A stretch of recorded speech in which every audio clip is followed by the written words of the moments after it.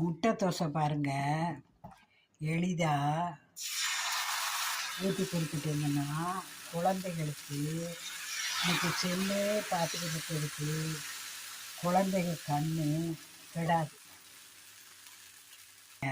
உடச்சி ஒரு ஏனத்தில் வச்சுக்கோங்க. இப்படியே நல்லா கலக்கிக்கோங்க. கலக்கிக்கிட்டு இப்படி தோசையில் ஊற்றிட்டீங்கன்னு வைங்க.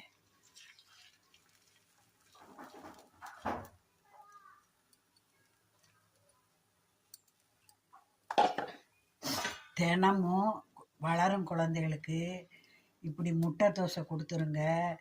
கண்ணை பற்றின நோய்கள் வராது. நல்ல எனர்ஜெட்டிக்காக இருப்பாங்க.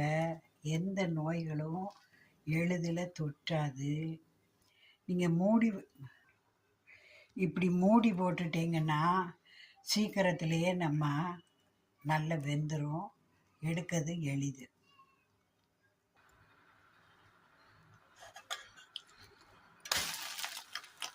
முட்டை தோசை ரெடி.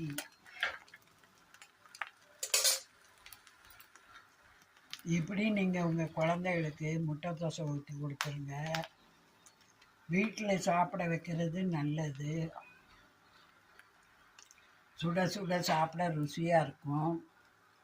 அதே சமயம் தோசையை நீங்கள் நல்ல எண்ணெய் தடவிட்டு ஊற்றுங்க. இல்லைன்னா வரன்னு கல் ஆகிடும். கடைசி தோசை நேரத்துக்கு நீங்கள் கேஸை ஆஃப் பண்ணிடலாம். அந்த கல் சூட்டுலேயே வெந்துடும். கேஸ் உங்களுக்கு மிச்சமாகும். எப்போதும் கல் தோசைக்கல் எண்ணெய் தடவி வலுவலுன்னு இருந்தால் தோசை எளிதில் வரும், பிய்யாது. தோசை பிஞ்சு போச்சுன்னா லேசாக உப்பை தூவிட்டு வெள்ளரி வெங்காயம் ஒன்று நறுக்கி அதை அப்படியே சுற்றி தேய்ச்சி விட்டிங்கன்னா எளிதாக வரும். தோசைக்கல்ல முரண்டு பிடிக்கிற நேரம் அந்த மாதிரி செய்யுங்க. கத்திரிக்காய் அல்லது உருளைக்கிழங்கையும் கூட கட் பண்ணி அதில் எண்ணெய் முக்கிக்கிட்டு தோசை ஊற்றுனீங்கன்னா அடம் பிடிக்காமல் தோசை எளிதாக வரும். தோசை மாவை நீங்கள் கொஞ்சம் தண்ணி போல் கரைச்சிக்கிட்டு அப்படியே ஊற்றுனீங்கன்னாக்கா பேப்பர் ரோஸ்ட்டு எளிதாக வரும்.